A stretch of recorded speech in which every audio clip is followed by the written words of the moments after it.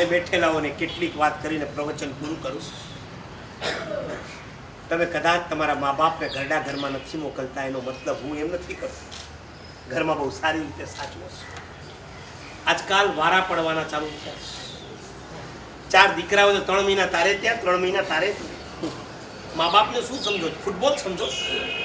અહીંથી લાત મારે એટલે ત્યાં જાય, ત્યાંથી લાત મારે એટલે ત્યાં જાય. આજ ખાનપુરમાં વર્ષો પહેલા હું ને અક્ષય બોધી મહારાજ આવ્યા હતા. મને યાદ છે, યુવાનોની સાથે અમે જ્યારે જઈ રહ્યા હતા, એક ભાઈ નીચે ઉતર્યા. મારા સાહેબ અમારા ઘરે આવો. અમે એમના ઘરે ગયા, ધર્મલાભ કહીને ઉભા રહ્યા. કે કાકાએ કીધું, મારા સાહેબ શેનો ધર્મલાભ? અમારા ઘરમાં કાંઈ હોય તો અમે તમને ઓરાવીએ. અમે ચમક્યા, કેમ એમ? અને એ વખતે ભાઈએ કીધું, મારા સાહેબ અમે અહીંયા જ રહીએ છીએ. તમારા દીકરા છે ને 3, ક્યાં રહે છે? નવરંગપુરા રહે છે. દીકરાને ઘેર બંગલા છે, 3 દીકરા છે. નવરંગપુરામાં 3 બંગલા છે, 3 ઘેર 2 ગાડી છે. અને મારા સાહેબ અમને ઘરમાંથી બહાર કાઢીને અહીંયા મૂક્યા છે.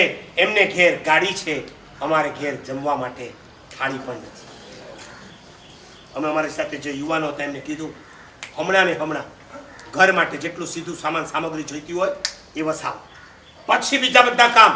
એમને જે જોઈતું હોય. 75 વર્ષના મા બાપ, નવરંગપુરાના શ્રીમંત દીકરાઓ, અને છતાં એવી જગ્યાએ રહે કે જેને ઘરમાં ખાવા માટે થાળી ન હોય. આ સમાજની તાસીર તમારા ઘરમાં રાખ્યા છે એટલા માત્રથી અમે તમને એમ નથી માનતા કે તમે બહુ વિનયના અવતાર થઈ ગયા છો. વારાઓ પાડો, એમને ઘેર ભટકતા રહેવાનું.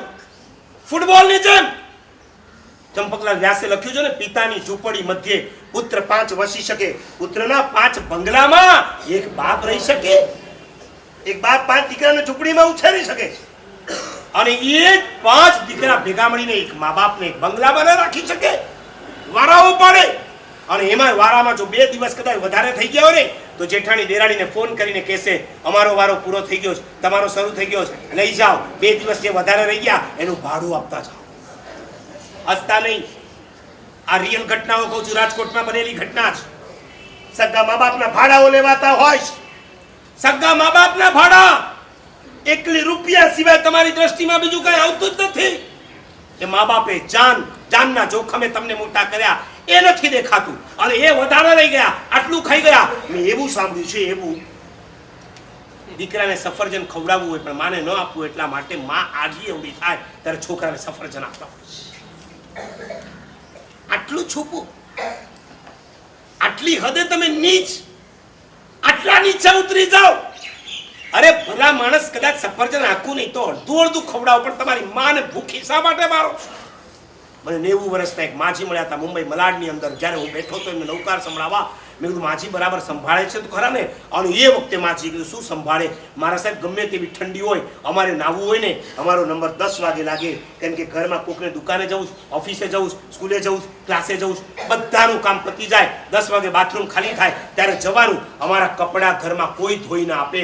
90 વર્ષની બુઢી માં પોતાના કપડાં જાતે નાવા જાય ત્યારે ધોઈ કરી અને પછી લાવી પોતાના હાથે સૂકવી દે. તમે માજીને શું સમજો છો? ઘરની ઘાટણ સમજો છો?